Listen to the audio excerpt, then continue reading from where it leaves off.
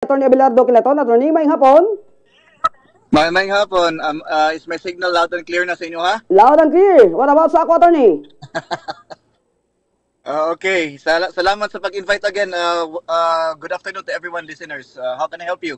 Yeah, oo. Speaking of kung hindi sa garon na attorney, di ko sa pagpalit og yuta, doon na magudini sa karoy. Abot yun sa punto nga, ni istorya na to, niya, mao lagi ni ang ila is late na ang realization dito ni di karon libawaan nga nagpa-geodetic engineer. Nya ang pangutana, ang gatong ilang survey nga gipegayon usab, balido ba to? Amo karon gisurvey sa nagpa-as if nga geodetic engineer kay dito nilibawaan nga doon na may ni alma na nga mga geodetic engineer ganon ni gamay man mong kliyente. Nga daghan mo to ami kliyente ni karon sa real estate. Here comes nga ang gatong nagparo ingnon nga geodetic engineer nakatrabaho ra day siya kaniadto sa usa ka engineer niya ni presentar siya sa kagulingon nga mo ni mo ni kitaon mo ni karon yung paningil inigasorbe barato ba gidayban. Okay. So, meaning to say, ang katong ni representar sa kliyente, dili lisensyado nga tigsukod sa yuta. 10 for on that, attorney. Okay. Kanang that has criminal implications, no? Kanang magpakaaron ingnon nga engineer ka. Sa atong practice natin na sampulan ana. Ang tawag ana, that's a violation of one of the provisions of the revised penal code, which is estafa through misrepresentation. That's a criminal act. Kung buhaton na sa usa ka tawo nga magpakaaron ingnon siya nga engineer siya, that there's already an element of fraud dihan dapita, no? So ang kanang estafa Espanyol man na nga version sa word nga fraud, pagpangilad. So kanang pagpangilad daghang kinang pamaagi sa pagpangilad. Pwede pud na siya kanang magpakaaron ingnon ka nga ikaw usa ka entity or usa ka profession nga naa diha dapita, for example engineer or abogado pa karon. So kung mo represent gani ka aron lang ka makaginansya ka sa lain nga tao, there is already an element of fraud. So kana mo pasok na siya sa estafa through misrepresentation. That's the general rule. Pero kung moingon gani ka mo represent ka as contractor, walay problema kay naman sa exception sa balaod niya. As long, aningon na nga itong balaod, as long as credited ka sa Philippine Contractors Accreditation Board, okay na as long as na kay mga engineers under sa imong bracket. That's how I view the law. Pero kung ikaw lang usa, niya mo represent ka nga ikaw usa ka geodetic engineer, samutan pag yun mo pirma diha, i-represent pag yun mo nga engineer ka, well, good luck na lang ana kay atugin na sa husgado padong kay ang mga tao nga naila na mukiha man gyud kay ngano napakaaron ingnon nga usa ka geodetic engineer, di man day siya geodetic engineer. So mo na siyang implication ana. Okay.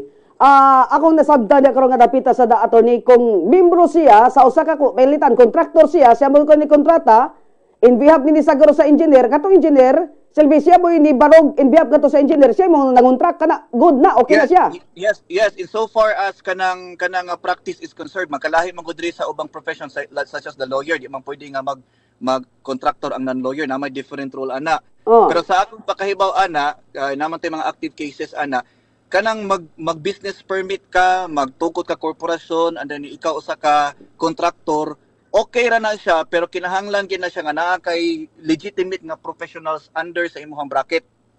So, in other words, dili gihapon ka allowed nga mo represent ka nga engineer ka. Katong situation nga imong gi-presentar karon, nagpakaaron ingnon man sila nga geodetic sila, so diha ang sayop. Kung contractor ka walay problema, pero ang katong mo pirma dito sa mga papeles, especially sa survey documents, kinahanglan geodetic engineer o napanay mga structural engineer kisa pa na required diha nga mo pirma, mo na required. Pero in so far as contract, pwede ang usa ka private individual mahimong contractor as long as naa sa ihang bracket ang katong mga professionals nga responsable sa pagpirma sa mga dokumento. Mo na ang atong general rule. Pero sa imong sitwasyon, kung kato siya gikan na di ay nagtrabaho sa lain niya napakaaron inon aron makabarato ang mga tao, siya pod aron pod dinapod siya moagi sa katong geodetic ang uban usay mo katman ato nila ipapirma sa lain pero napod sila ilaha. So kasabot man ta pangwarta na pero namang gud tay balaod gud nga nag-prohibit nag-regulate anang mga butanga. So duha ang impact ana, ang danghag ang pagpangilad sa usa ka tawo nga nagpakaaron ingnon nga engineer og ang usap po diri po sa side sa lesson learned po sa katungpong mukuha po kay gusto makabarato nya ang ending wala na gihapon makasolve both mo na gitawag nga naay fault ang tanan mga side pero kung presuming nga walay fault nga na ilad lang gid siya so naay cause of accusation ng usa ka tawo kung ang muduol niya nagpakaroon ni geodetic engineer niya sa pagid nakabayad na naasikaso so naay cause of accusation nga naay criminal liability na napita. So now ang iyang pangutan na karon na attorney ang katumbo sa karong gihimo nga survey sa naparong ingnon nga geodetic engineer balido ba to siya good as kuan ba to siya? It can never be valid because it does not come from a legitimate professional. So kung sa tagihimo-himo niya, that's already a clear misrepresentation. Pero kung iyan nang ipapirma og lain, so mo na liability na ato katong geodetic engineer kay giunsa man pagpirma o sa lagi kanilang itong kabit system na mo ni atong gina-practice gyud nga kanang sige nila papasakay og lain ang pirma lang ana that's an unethical practice sa mga professionals kaya nga naman kung siya mo'y halimbawa kaning nagtrabaho diya sa geodetic engineer nga opisina naghimo-himo siya survey unya ilang ipakita dito sa geodetic that's unethical kung mopirma ang geodetic engineer anang ano man wala man gud siya dito sa mismo site giunsa niya pag-attest niya nga mao gina-insakto sa kusayuta so both ana niya pwede mahimong criminal liable samot pagid na kung i-forge pagid ang signature sa geodetic engineer mas mosamot pagid ang problema na patay murag ego man ni karon nga kalakya. So, laktod gyud mga istorya, although mingon tag siya ang kontraktor do na sa geodetic engineer attorney, unya siya mo ikaw rin ipegayon sa mukon survey, ay netabo is daw limbs na lang ang usa ka geodetic engineer, pirma kay pirma lang siya, without his presence gadto sa mukon survey is invalid. That can be of course on its face mahimo na valid of course kung gikan gyud pirma sa engineer pero that's an unethical pwede na mahimong administrative liability dito sa Philippine Regulations Commission, PRC. So, kung iyan ang buhaton, managot na siya sa iyahang gipang katang practices niya. So, pwede na siyang ma-administrative liable, pwede po siya ikiha og damages kay dili man tumpak ang survey. So, mo na yung mga posible nga mahitabo. Pero kung sa contractor nga side, siguruho na nga legitimate sa ang contractor, makita naman na sa ilang portal, Philippine Contractors Accreditation Board, makita na ibutang ra na kung unsay business name, makita ra na kung magawa siya dito. So one step na siya attorney pag-identify nga kini siya is legal? Yes, one step na siya if ever gani dili siya professional, dili siya geodetic or civil, kung mopaila lang siya nga contractor ko na may uban ka experience pa sa gawa no kay usay naman punta sa real estate magpractice. So kanang usay magpakita na sila business card contractor ilang ibutan is uban ang nahitabo mga panday ay mga purman magpaka-contractor nga in-search nako dito sa Philippine Contractors Accreditation wala ilangan dito mo na nga anhan sila mabuko kung tinud-anay ba sila ka contractor o dili. Pastilan ni tao no. Oo. O sa may imo ikatambag attorney kay sagad ra ba in taon sad karon is sagad ra ba sa mga yutas kabukiran gipang baligya nagbarato nya daghan kay taong mga yawat nga nga kalakiha. Usa man nila karon sa pag-identify nga kini siya is di sila masyat sa ngunang matang sab sa kini karon nga pamaagi. Okay. Akong mensahe lang ani pagkuha mo abogado labi na sa mga real estate transactions kay ang abogado mas kuha man gud na liyagod ang tanan anggulo.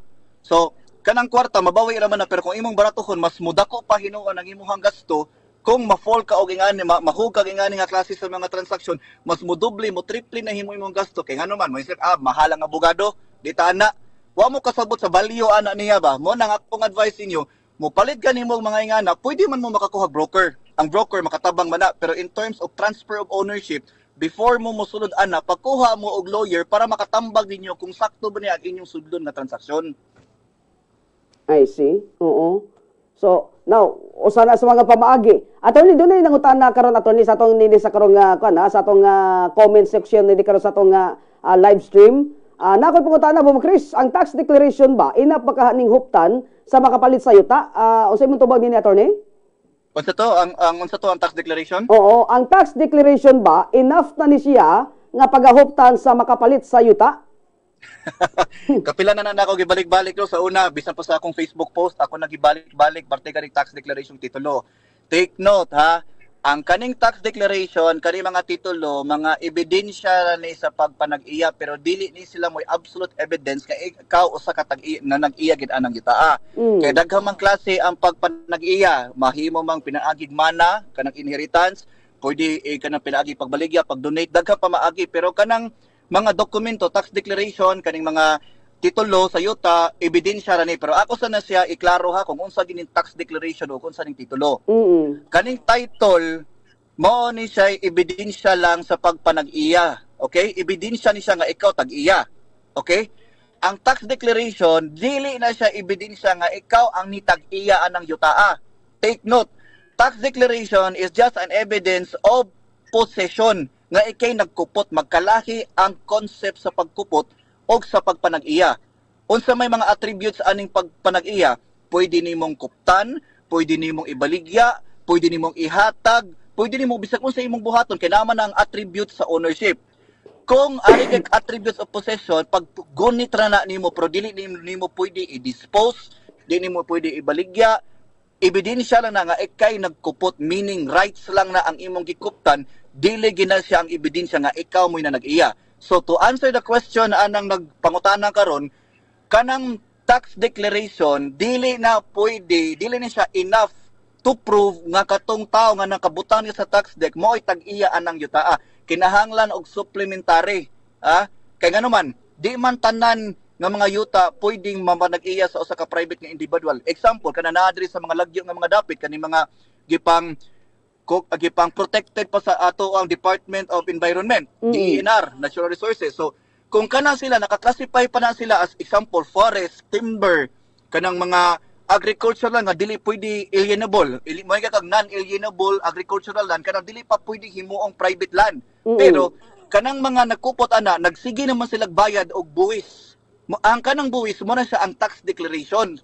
So, kanang tax declaration, ebidensya lang na nga sila mo'y nakupot anang yutaa aron kung moabot ang panahon nga ang gobyerno, ang Congress maghimog laing balaod, i-reclassify nila ang mga yuta, himuon na nilang alienable property of the state.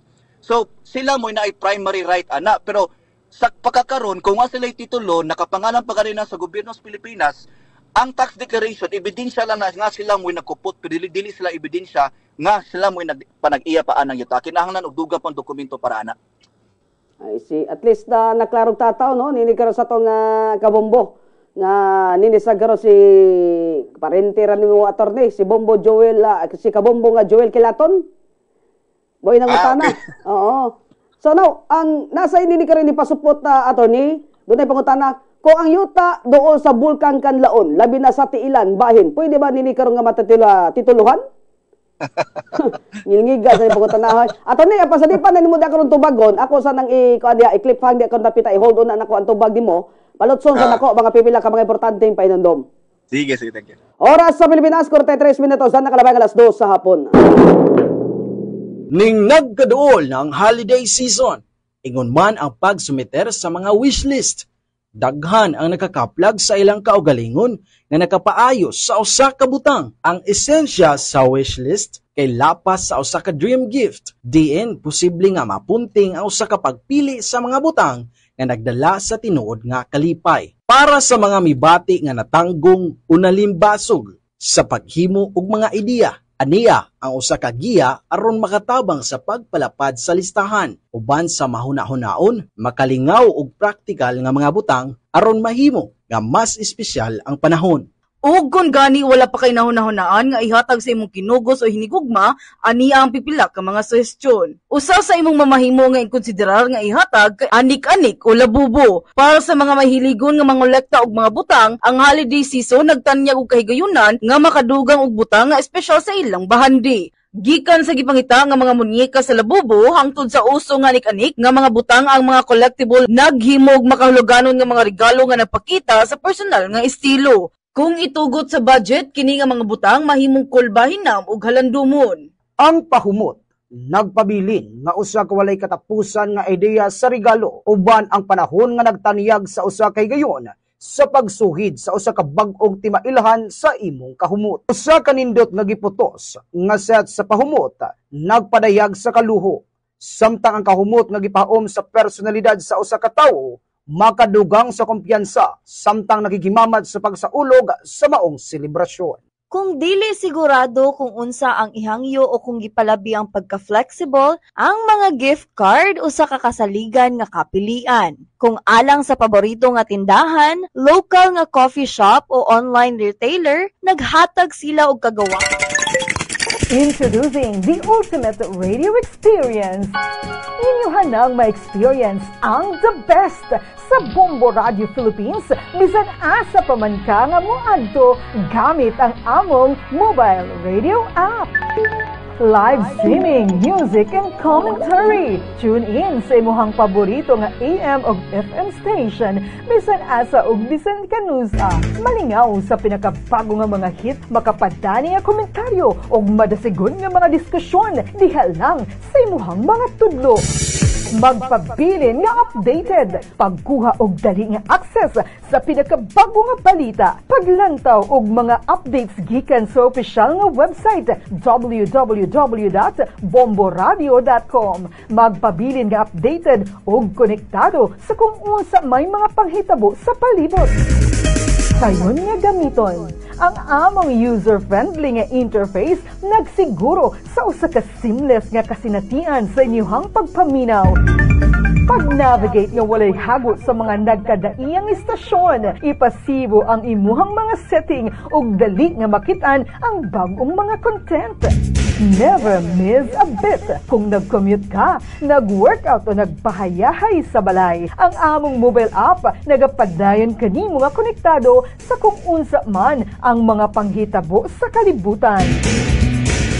Buza, pag-download na! Makita lang sa App Store o Google Play. Don't miss out on the excitement. I-download na ang Bombo Radio Philippines mobile app o ipalambo ang imuhang kasinatian sa radyo. I-like, i-share o itag ang imong mga higala nga ganahan o nindot nga musika o makahuluganan nga komentaryo. Atong ipakailap ang pulong alang sa Osaka Ultimate Radio Companion. Ning nagkaduol na ang holiday season, ingon man ang pagsumiter sa mga wishlist.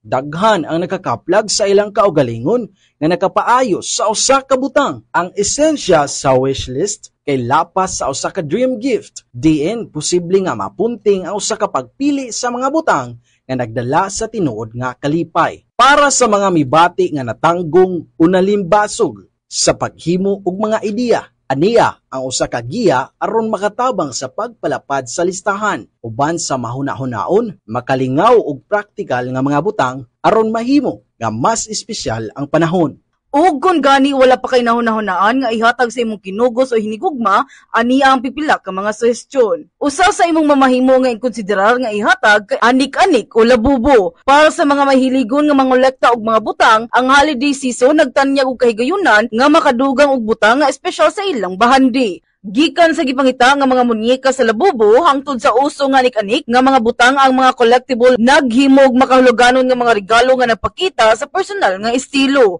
Kung itugot sa budget, kini nga mga butang mahimong kulbahinam ug halandumon. Ang pahumot nagpabilin nga usa ka walay katapusan nga ideya sa regalo uban ang panahon nga nagtaniyag sa usa kay gayon sa pagsuhid sa usa ka bag-ong timailhan sa imong kahumot. Usa ka nindot nga giputos nga set sa pahumot nagpadayag sa kaluho, samtang ang kahumot nga gipaom sa personalidad sa usa ka tawo makadugang sa kumpiyansa, samtang nagigimamat sa pagsaulog sa maong selebrasyon. Kung dili sigurado kung unsa ang ihangyo o kung gipalabi ang pagka-flexible, ang mga gift card o sa kakasaligan nga kapilian. Kung alang sa paborito nga tindahan, local nga coffee shop o online retailer, naghatag sila og kagawasan sa pagpili og pagwagtang sa kapit-o sa paghatag og regalo. Ang usa ka gift card kanunay nga gigarantiyahan nga maggamit sa maayo. Mahilig ba kang musayaw o aduna ba kay talento sa pagsayaw?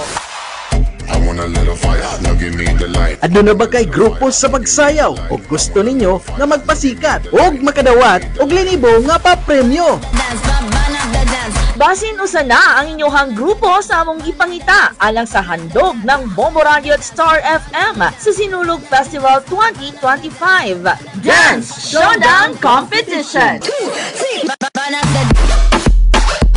Bisita sa among sibyaanan sa Bombo Radio Cebu ug iparehistro na ang inyong grupo. Gikinahanglan nga inyong grupo adunay 11 minos, 7 ngadto sa 12 daghan, 12 ka mga miyembro, babayi man o lalaki, bata man o mga hamtong. Napulo ka mga finalist ang magtige sa finals karong January 16, 2025 sa Robinson's Galleria Cebu Atrium. 7 ka mga grupo ang magkadawat og 3,000 pesos isip consolation prize winners, 10,000 pesos sa alang sa second runner-up, 12,000 pesos sa first runner-up ug 15,000 pesos alang sa mapili nga champion. Busa, ipakita na ang talento sa pagsayaw ug makuha ang linibo nga mga papremyo sa handog ng Bombo Radio at Star FM sa Sinulog 2025. Dance Showdown! Mga tips alang sa paggamit sa computer. Una, maglingkod sa hustong postura aron dili magyukob. Ikaduha, Oras sa Pilipinas, 59 minutos na nakalabay ang alas 2 sa po ng Pataguban. Welcome back, Attorney. Attorney Kilaton, sir. Maing hapon. Oo. Attorney, doon ay nipasupot ni Saggaron nga bahin na niya tumakoro sa mga pangutanang iligas ng pangutanahay. Kung ang yuta nga dool ni Nicoros Bulkan kanlaon, labi na Nicoros tiilan nga bahin. Pwede ba kuno ni Nicoros nga matinulotohan, taga matituluhan na Attorney? Medyo choppy, Bombo Chris. Sa akong kabahin, loud and clear ka. So, now, ang pangutan na, Attorney Osborne ako ha, doon na ni ko rin di pasupot ng hindi ko nga pangutan na yuta nga doon sa Bulkan Kanlaon, labi na ni ko tiilan nga bahin. Pwede ba nga matituluhan? Attorney Kilaton, sir? Pwede dili. Okay, mo na ito ba? Kaya nga naman, di mata sigurado kung sa classification sa kanang yuta, no? Kay sa akong gipaingon pa, ang recurring point ana kung pwede ba ang usa ka yuta matituluhan is depende niya siya sa classification. Okay? Why labot ani mga private nga mga gipanag-iyan kani mga titled lot now, ato lang i-disregard. Pagdating gani sa gobyerno nga yuta, ang pwede ra maklasify o pwede ra ma-transfer sa mga pribado nga mga individual are those alienable and disposable. Duha ka terminology, okay? Alienable and disposable property of the state. Maklasify na ganina, pwede na na-applyan og titulo. Now, kung ang usa ka yuta nakaklasify pa og timber, forest, water kanang mga nasa dagat, mao na ang mga property, mga real estate nga dili pwede himuag titulo. Unsa among pakibalo kung kaning naa sa tiilan aning Bulkang Kanlaon, mao ba ni ang sa Negros Occidental, no? Oo, ako masayop. So kung to check that, tanawon na dito sa DENR, Department of Environment and Natural Resources, tanawon na kung unsay nakaklasify, pero I doubt if alienable and disposable agricultural land na. Kailangan na dito sa Bulkan. So, ang pasabot ana nga naay possibility nga dili na siya alienable o disposable. So, kung naay magrepresentar nga pwede, magsukod-sukod og yuta, halimbawa, magsugod na kag investigar.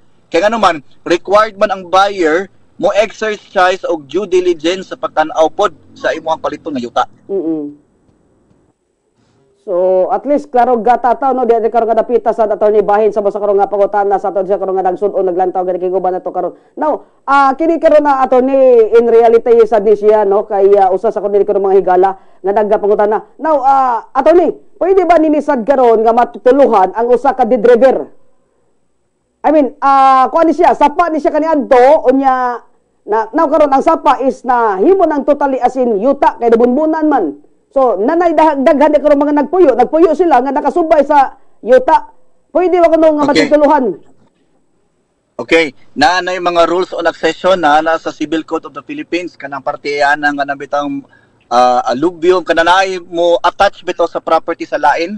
Kung naay titulo na daan ang tapat nga yuta, naay posibilidad nga katong mga nauga nga mga riverbed mo attach na siya pero naanay sa special rules ana niya nga mo govern. So to give a temporary answer ana, pwede po dili magdepende sa sitwasyon.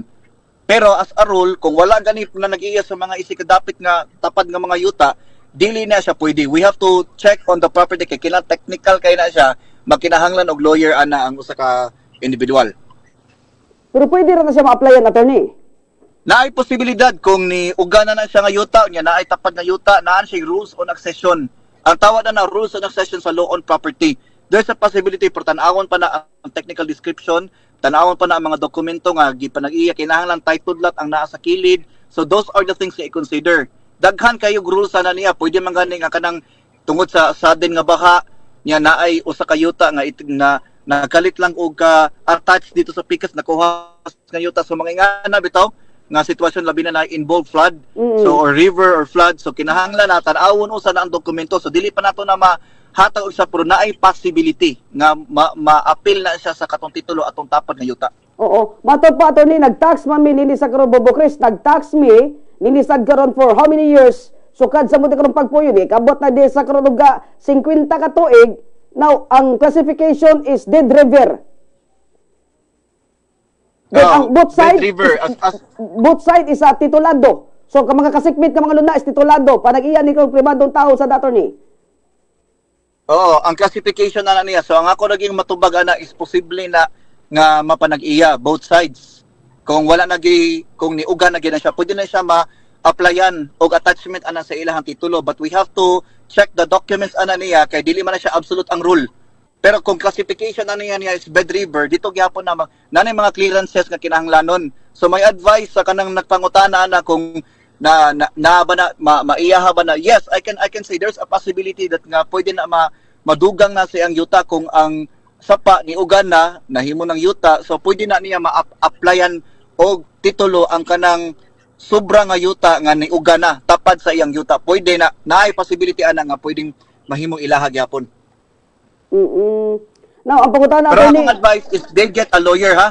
Okay. Dili na nga magpatakara sila og apply, they have to get the services of a lawyer kay mo man gud mo tan-aw sa tanang nga dokumento nga naa nila. Okay, oo. Doon ay pangutana natin na pila ko na cost pananglitan kung adunay nga nga matang sab sa ipalihok. Pilay cost sa man sa pag-process o sa pagkuha ka abogado? Proseso o pagkuha sa abogado tanan. Dili na to matan-aw na kay depende sa circumstance. Wala tay ball figure para ana pero kung services sa lawyer naaman tay kung sa Cebu City naaman tay Cebu City standard minimum fees no nga makita ninyo ma-search mga nila sa Google kung sa expected nila mo na sa mga entry level lawyers pero nanay value ana dira na ingon nga mao gini basihanan gyud kay na may human value depende sa circumstance mo add na siya sa services sa legal or lawyer so ipatan-aw na nila ang Cebu City minimum rate or minimum standard fees for lawyers makita na nila diha pero sa proseso dito na nila i-require sa mga ahensya sa gobyerno para sa DENR, ato na dito sa LRA, Land Registration Authority, Register of Deeds, mangayo sila requirements, makita ra na nila ang mga fees involved. I see, oo. At least malang no, dahil karnapita is na hatagan og katinawan bahin na sa mo sa karong attorney. Kini mo sa karong issue ha. Attorney, sa di ba di ka karong buyan kay 2 minutes more to go, no sa di pa mutapos sa kato di karong program. Imong parting message sige na ng mga tan sa mga problema attorney hisgutanan sa yuta. Okay, I will get back to the point to di man I'm speaking for all no dili ra ni sa akong kagalingon no. Kinahanglan mo abogado bisan asa mo mutan-aw bisan asa mo padung naay balaod. Unya dili po na ninyo pwedeng inyo lang i-DIY no kung sakto ang inyong interpretation wala problema you can go for it pero if you are in doubt you get the services of lawyer because they can guide you through kay ang kanang value sa pagbayad og professional fees it's because they have the license they are accredited to render such services sa inyo kung kinahanglan mo legal advice pagkuha mo lawyer especially sa real estate o katong mga nag-practice po you can also get other professionals para sa broker para maka-guide ninyo pero akong suggest ninyo, little knowledge is very dangerous man good. So kinahanglan get services of professionals kana mga lisensyado. Alright, oo. Attorney Abelardo Kilaton sir, salamat kasi mga oras og panahon na attorney. Thank you po, thank you. Happy Sunday attorney. Inyong nadungog mga kabombo si attorney Abelardo Kilaton no, sa mga kabombo nini sa karon may labot na sa paghatag og katinawan. Mga proseso nga sa di pa mo palit og propriedad. No, labi nag yuta guys gutanan, yuta porting pagamahala sa mga kabombo. Naiuban niya na mag-unay pang masakro nga mga pamilya. Yuta nga ang usa ka tawo mupatay siyang isi ka tawo gumikan las yuta without even knowing nga kanang-tanan ato ra jud tawo ng biyaan. Bata anyway, wala tayo oras kaya musunod sa karon ang Dr. Bumbo. Nanawal sa di Bombo Jai mga kabumbo. Mo nagkikingon nga ang tanan adunay kinutuban. Sama ni kataw di ko pataguban sab sa kahaginan. Sa ngalan sa kinatibuang puwersa sa Bombo Radio Cebu, Bombo Radio Philippines. Ikabos ka laga ninyong kabombo, Bombo Crisley Colina, adlawan abay ka sa mga bombo para sa number 1 and most trusted radio network in the country, Bombo Radio Philippines, Basta Radio Bombo.